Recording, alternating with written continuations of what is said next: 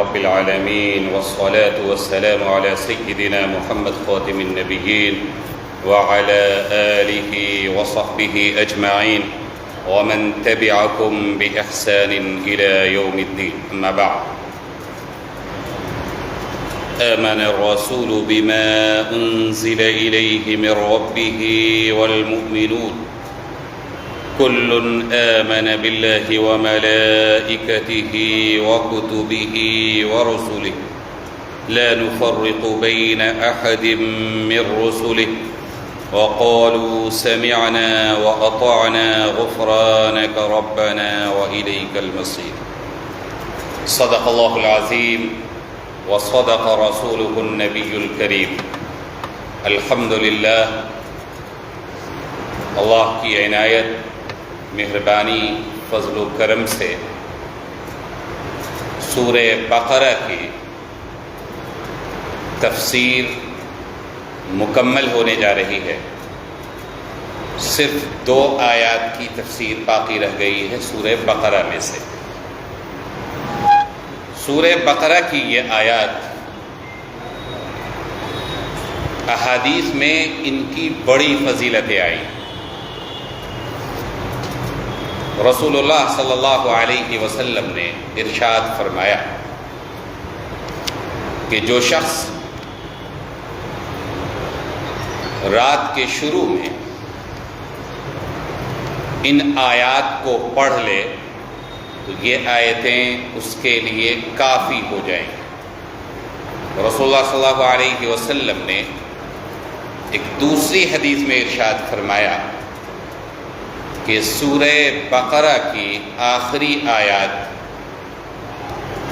عرش کے خزانوں میں سے، عرش کے نیچے کے خزانوں میں سے، اللہ رب العالمین کے خزانے میں سے خاص طور پہ نازل کی گئی ہے.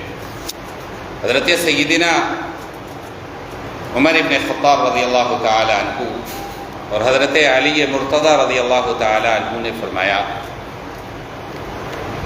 کہ عقلمند انسان ہی اس کا اہتمام کرے گا اور کوئی بے وقوفی ایسا ہوگا جو ان آیات کو چھوڑ دے. ظاہر ہے کہ اس سورہ کی جو فضیلتیں ہیں پہلے بھی بیان کی جا چکی ہیں. مجموعی طور پہ اس کی فضیلت ہے، پھر اس سورہ میں آیت الکرسی کی خاص فضیلت ہے، اور یہ اخیر کی جو 2 آیات ہیں اس کی خاص فضیلت ہے. اس لیے ہمیں ان آیات کے حفظ کا بھی اہتمام کرنا چاہیے، یعنی زبانی یاد ہونا چاہیے. حکم فرمایا گیا کہ خود بھی یاد کرو اور اپنے گھر کے بچوں کو بھی یاد کرایا کرو، اہل و عیال کو بھی یاد کرایا کرو. اس لیے خاص طور پہ ہمیں یاد بھی کرنا چاہیے اور یاد کرنے کے ساتھ ساتھ اس کے پڑھنے کا اہتمام بھی کرنا چاہیے. اس کے ذریعے جو دعائیں مانگی جاتی ہے وہ دعائیں بھی مقبول ہوتی ہیں. ان آیات کی خصوصیت یہ ہے کہ اس میں اللہ تعالی نے ایمان کی بنیادی تمام چیزوں کو ذکر فرما دیا. انسان ساری کوششیں کرتا ہے ایمان بنانے کے لیے، لیکن ایمان کن چیزوں سے بنے گی اور ایمان بگڑے گی کن چیزوں سے؟ ان دونوں چیزوں کو اللہ رب العالمین نے ان آیات میں بیان فرما دیا ہے. توجہ فرمائیں. گزشتہ جو آیت تھی 284 نمبر کی، اس میں اللہ تعالی نے ارشاد فرمایا تھا کہ للہ ما فی السماوات وما فی الارض، کہ آسمانوں اور زمینوں میں جو کچھ ہے سب اللہ ہی کا ہے. وَإِن تُبْدُوا مَا فِي أَنفُسِكُمْ أَوْ تُخْفُوهُ يُحَاسِبْكُمْ بِهِ اللَّهُ، تمہارے دل میں جو باتیں ہیں ان کو ظاہر کرو یا چھپاؤ، اللہ تعالیٰ تم سے اس کا حساب ضرور لے. فَيَغْفِرُ لِمَن يَشَاءُ، تو اللہ تعالیٰ جس کو چاہتے ہیں معاف کر دیتے ہیں. وَيُعَذِّبُ مَن يَشَاءُ، اور اللہ تعالیٰ جسے چاہیں گے عذاب دیں گے. اللہ علی کل شیء قدیر، اور اللہ تعالیٰ تو تمام چیزوں پہ قدرت رکھتے ہیں، ہر چیز پر قابو ہے. جس کو چاہیں جہنم میں دھونک دیں اور جسے چاہیں جنت کے باغات میں جگہ عطا فرما دیں. یہ اللہ کے قبضے قدرت میں ہے، کوئی اسے نہیں روک سکتا. یہ اللہ کا نظام ہے. بزرگوں یاد رکھیے،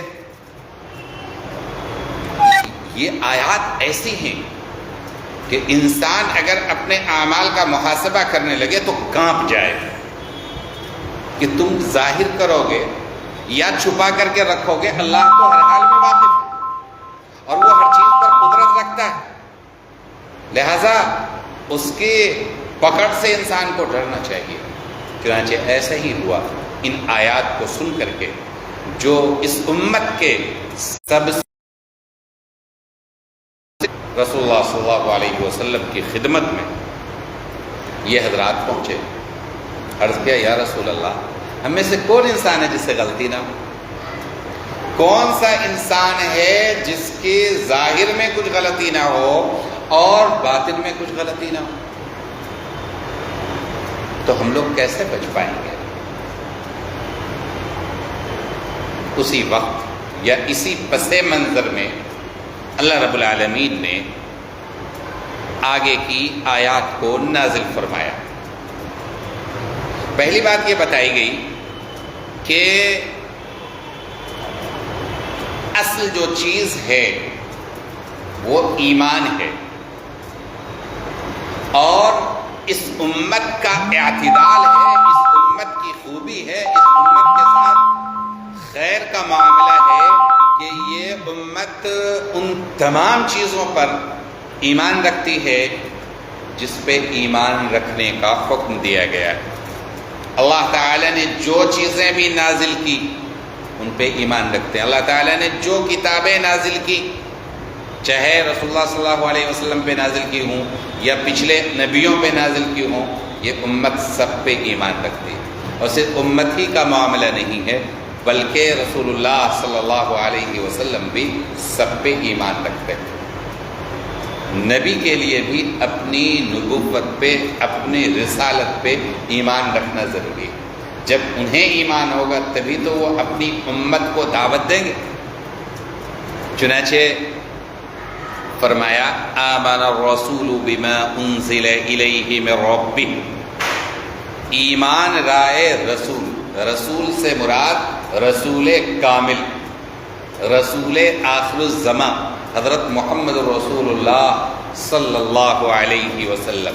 یہاں صفت لائی گئی رسول، یہ اللہ رب العالمین کی طرف سے اعزاز ہے. قرآن کریم میں اکثر جگہوں پر رسول یا نبی کہہ کے آپ کو مخاطب بنایا گیا ہے. چند مقامات ہیں جہاں پہ آپ کا نام لیا گیا ہے، اکثر مقامات ایسے ہیں جہاں رسول یا نبی یا عبد کہہ کے خطاب کیا گیا ہے. بلکہ جہاں پہ زیادہ توجہ کا معاملہ ہے وہ عبد کہا گیا ہے. سبحان الذی اسری بعبدہ لیلا، پاک ہے وہ ذات جو اپنے نبی کو راتوں رات سفر پہ لے گیا، اسرا کروایا، معراج کا سفر ہوا. تو یہ عاشقانہ سفر ہے، یہ اللہ کے خاص فضل والا سفر ہے. تو عبد سے خطاب کیا گیا، یہاں پہ رسول سے خطاب کیا گیا کہ ایمان لائے رسول بما انزل الیہ من ربہ، اس کتاب پر جو نازل کی گئی ان کی جانب، ان کے رب کی طرف سے. یعنی وہ کتاب نازل کی گئی ہے، نازل کہاں کی گئی ہے، کن کے قلب اطہر پہ نازل کی گئی ہے؟ حضرت محمد رسول اللہ صلی اللہ علیہ وسلم پر. کہاں سے نازل کی گئی ہے؟ اللہ رب العالمین کی طرف سے.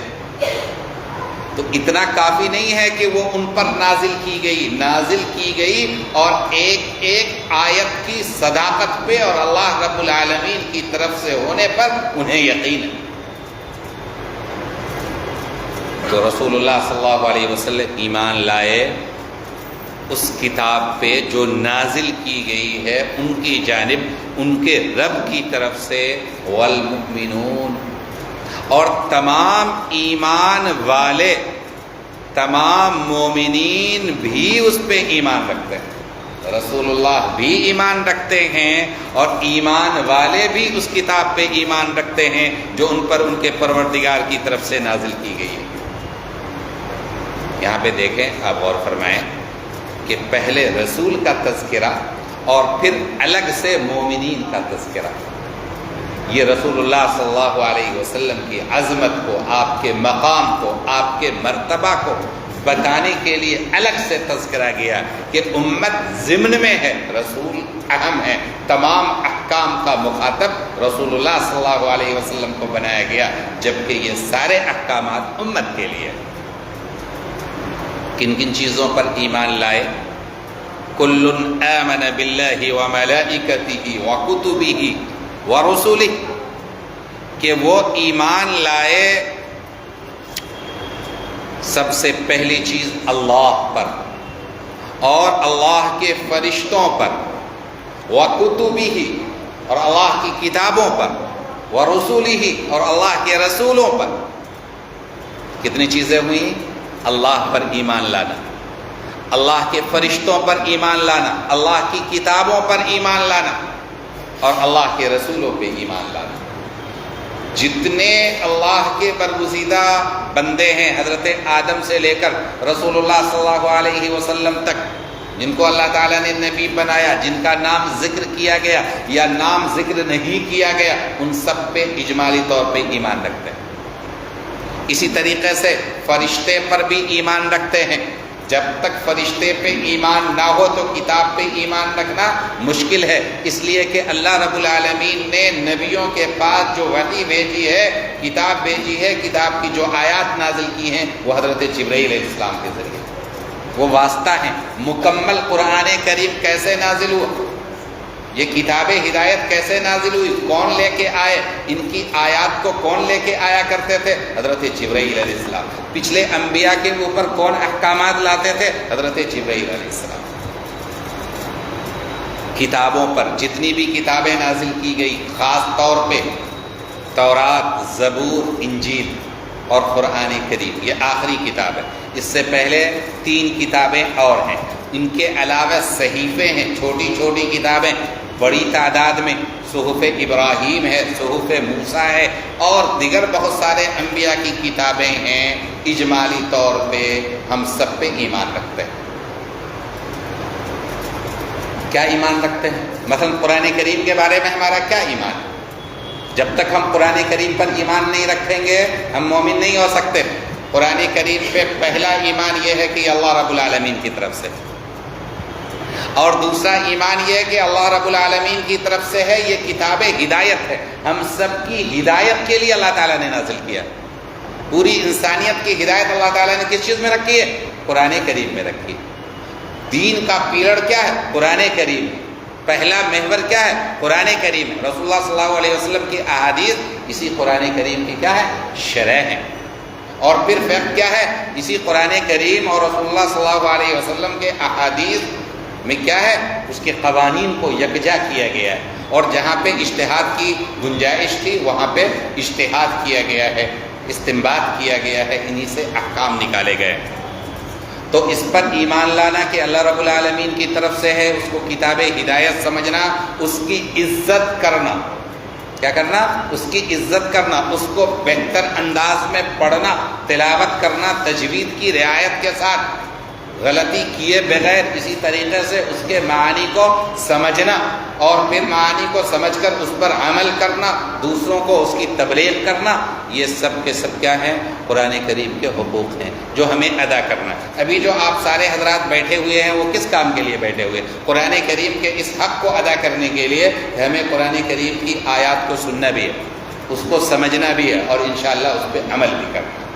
اسی جذبے سے نہ بیٹھے ہوئے ہیں، یہ بھی ہمارے ایمان کا حصہ ہے، ایمان کا تقاضا ہے۔ ورسولہ، اور تمام رسولوں پہ جتنے بھی آئیں، لا نفرق بین احد من رسولہ، ہم ان کے کسی رسول میں تفریق نہیں کرتے۔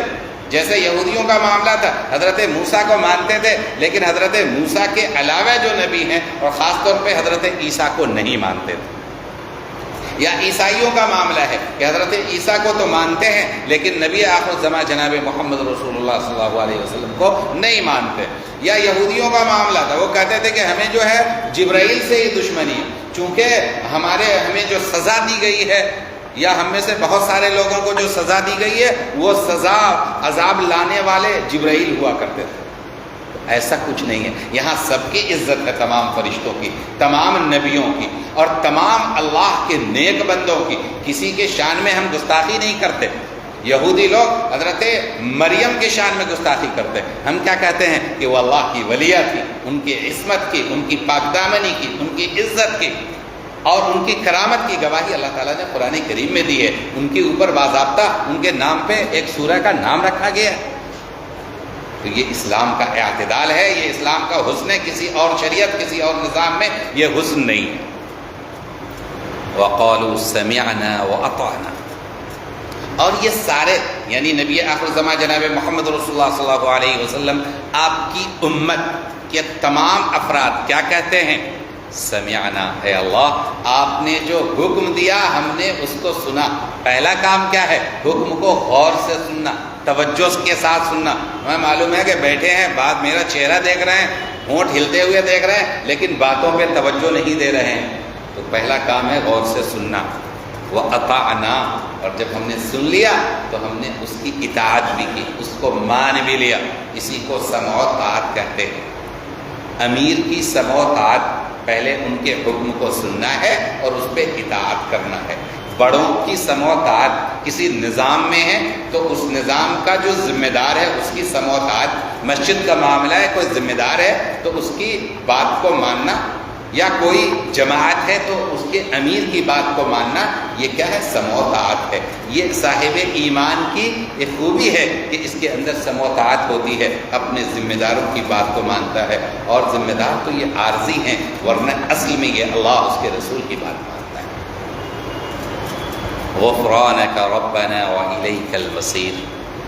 اے اللہ ہم آپ سے ہی مغفرت طلب کرتے ہیں، آپ کے علاوہ کوئی معاف کرنے والا نہیں ہے، آپ ہی معاف کر سکتے ہیں. وَإِلَيْكَ الْمَصِيرُ، اور آپ ہی کے بارگاہ میں لوٹ کر جانا ہے. ہم سب لوٹ کر کے جاتے ہیں. تو اللہ تعالیٰ نے انہیں دعا کا طریقہ بھی بتایا. یہ دعا کا طریقہ ہے سمعنا وَأَطَعْنَا غُفْرَانَكَ رَبَّنَا وَإِلَيْكَ الْمَصِيرُ. ہمیں ان الفاظ کے ساتھ دعا کرنی چاہیے. پہلے جو یہ شبہ ہوا کہ انسان تو بہت سی غلطیاں کر گزرتا ہے اور غفلت میں کوئی بات ہو جاتی ہے اور ذہول ہو جاتا ہے، کبھی اضطراری طور پہ کوئی بات ہو جاتی ہے، کسی کو نقصان پہنچ جاتا ہے، کسی کو تکلیف پہنچ جاتی ہے. ان کا کیا معاملہ ہے؟ انسان کئی گناہوں کے بارے میں سوچتا ہے لیکن پھر اللہ کا خوف کر کے ترک کر دیتا ہے. ان کا کیا بنے گا؟ زبان سے کوئی غلط الفاظ نکل گئے، ان کا کیا بنے گا؟ اللہ رب العالمین نے اس کو واضح فرمایا، لا یکلف اللہ نفسا الا وسعها. اللہ تعالیٰ کسی بھی انسان کو اتنا ہی مکلف بناتا ہے جتنی کہ اس کے اندر وسعت اور طاقت ہو. طاقت سے زیادہ اللہ تعالیٰ کسی کو مکلف نہیں بناتا. لہا ما کسبت، ہر نفس کو وہ چیز ملے گی جو اس نے کیا ہو. وَعَلَيْهَا مَكْتَسَبَتْ، جو اچھے کام کیے ہیں اس کا انعام ملے گا، جو برے کام کیے ہیں اس کی سزا ملے گی. ہر شخص کو ثواب بھی اسی کا ہے جو اس نے کیا، اور گناہ بھی اسی کا جو اس نے کیا.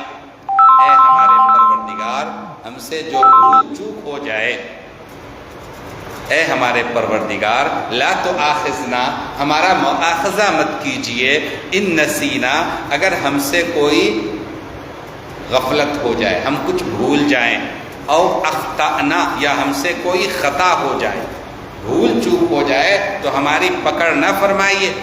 ربنا، اے ہمارے رب، ولا تحمل علینا اصرا کما حملته علی الذین من قبلنا، ہمارے اوپر وہ بوجھ نہ لا دیے. اے ہمارے رب، ہم پر سخت احکامات کا بوجھ نہ رکھیے جیسا کہ آپ نے ہم سے پہلی امتوں پر رکھا تھا. ولا تحملنا ما لا طاقت لنا به، ہمارے پروردگار ہم پر ایسا بار نہ ڈالیے جس کی ہم میں طاقت نہیں، واعف عنا، اور ہم سے درگزر فرمائیے، واغفر لنا، ہمیں بخش دیجئے، وارحمنا، اور ہم پہ رحم فرمائیے، انت مولانا، آپ ہی ہمارے کارساز ہیں، فانصرنا علی القوم الکافرین، لہٰذا آپ ہماری کافروں کے مقابلے میں مدد فرمائیے، انکار کرنے والوں اور آپ کے نہ ماننے والوں، آپ کے باغیوں اور مجرموں کے خلاف ہم ماننے والے ہیں، ہم آپ کے حکم کو بجا لانے والے ہیں، لہٰذا ہماری مدد کیجیے ان کے خلاف۔ یہ بہت جامع دعا ہے، اور یہ دعا رسول اللہ صلی اللہ علیہ وسلم نے کی اور آپ کے صحابہ نے کی۔ اللہ رب العالمین نے سب کی دعاؤں کو قبول فرمایا۔ آپ بھی پورے اخلاص کے ساتھ دعا کریں گے تو اللہ رب العالمین آپ کی دعاؤں کو بھی قبول فرمائے گا۔ انشاءاللہ کریں گے؟ کریں گے۔ اب دو باتیں اور سمجھ لیجئے، انسان کے جو اعمال ہیں، جو بھی کام کرتا ہے، جو بھی ایکٹیویٹیز ہیں، دو طرح کی ہوتی، ایک تو انسان سوچ سمجھ کے کرتا ہے، اور ایک ہے کہ غلطی سے ہو جاتی۔ مثال کے طور پہ آپ نے کسی کو سلام کیا، سوچ سمجھ کے کیا، ابتداءً سلام کرنا 30 نیکیاں ملتی، اور آپ نے سلام کی جگہ پہ کسی کو گالی دے دی، تو ظاہر ہے کہ گالی دینا کیا ہے؟ گناہ کبیرہ ہے، تو یہ گناہ کبیرہ کا ارتکاب ہوا، سزا ملے گی۔ سلام کیا، انعام ملے گا، گالی دیا، سزا ملے گی۔ اب ایسا ہے کہ ہمیں بولنا تھا کچھ اور زبان سے بات نکل گئی کچھ اور، ٹھیک ہے؟ اب وہ غفلت میں کوئی لفظ نکل گیا، یا یہ ہے کہ آپ پوری طرح ہوش میں نہیں تھے اور کچھ الفاظ نکل گئے، تو ظاہر ہے کہ انسان کے اپنے الفاظ کو کنٹرول کرنا یہ کیا ہے؟ شعور کے عالم میں ہوتا ہے، غفلت کے وقت میں نہیں ہوتا ہے۔ لہذا غفلت میں اگر ایسے الفاظ نادانی یا کوتاہی کی وجہ سے نکل گئے یا بے ہوشی کی وجہ سے نکل گئے تو اللہ تعالیٰ معاف فرما دیں گے۔ یا یہ ہے کہ مثلاً آپ چل رہے ہیں، چلتے چلتے پاؤں پھسلا، آپ گر گئے، بغل والے آدمی کا ہاتھ ٹوٹ گیا، آپ کی کوئی غلطی ہے؟ نہیں ہے نا، تو اس پہ گناہ نہیں ہوگا۔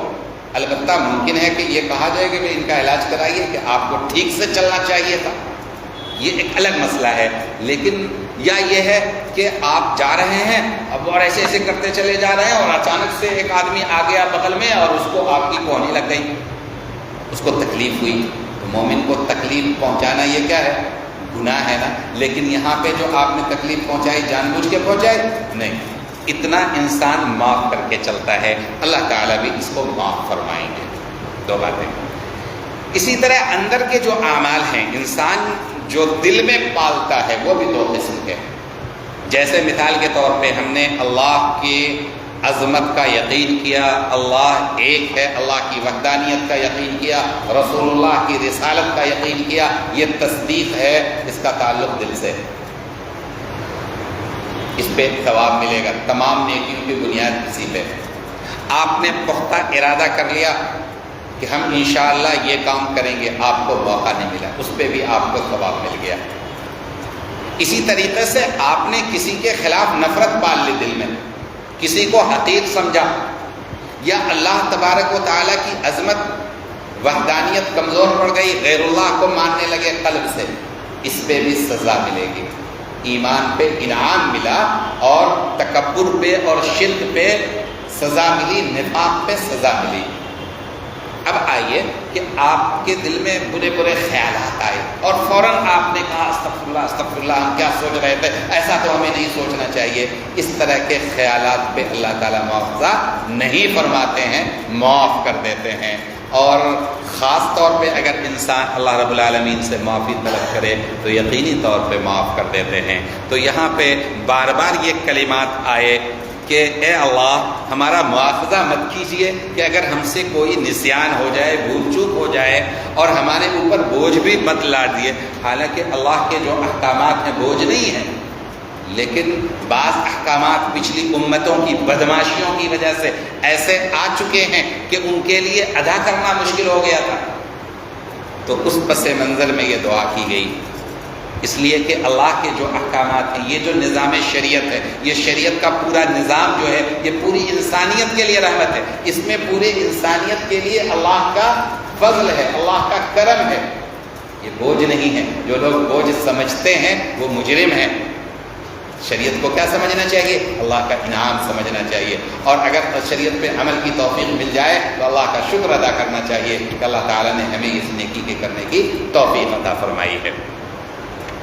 اور پھر آگے انہی چیزوں کو دہرایا گیا، ربنا ولا تحملنا ما لا طاقت لنا به، اے اللہ جس کی ہمیں طاقت نہیں ہے اس کی ذمہ داری ہم پر مت ڈالیے، اور واعف عنا، اے اللہ ہمارے گناہوں کو معاف فرما دیجئے، ہمیں درگزر فرما دیجئے، گناہوں کو معاف فرما دیجئے، ہم پہ رحم فرمائیے، انت مولانا، اے اللہ آپ ہی کارساز، آپ ہی کام بناتے، بگڑیاں آپ بناتے، کائنات کا پورا نظام آپ کے قبضے قدرت میں ہے، آپ ہمارے کارساز بن جائے پوری دنیا ہمارا کچھ نہیں بگاڑ سکتی ہے، اور اگر آپ کی رحمت روٹ جائے، آپ کی حمایت روٹ جائے تو پھر تو کوئی حقیقت نہیں رہ جائے گی ہماری۔ فانصرنا علی القوم الکافرین، لہذا اے اللہ یہ جو منکروں کی جماعت ہے، قوم کافرین ہے، اے اللہ ان پہ ہمیں غلبہ عطا فرمائیے۔ موجودہ ایسے حالات جس کی پیشن گوئی رسول اللہ صلی اللہ علیہ وسلم نے فرمائی، وہی حالات ہیں، اور ایسا لگتا ہے کہ اللہ کی رحمت ہم سے روٹ چکی ہے کہ یہ منکرین ہمارے اوپر چڑھے چلے جا رہے ہیں، ظلم اور جبر کرنے میں کوئی دقیقہ نہیں چھوڑتے۔ لہذا ہمیں اللہ سے لو لگانا چاہیے، اللہ سے مانگنا چاہیے، ان آیات کی تلاوت کا اہتمام کرنا چاہیے۔ اللہ تعالی ہمیں اعمال خیر کی توفیق عطا فرمائے، ان احکام پہ عمل کرنے کی توفیق عطا فرمائے، اور ہمارے سیئات کو معاف فرمائے۔ وآخر دعوانا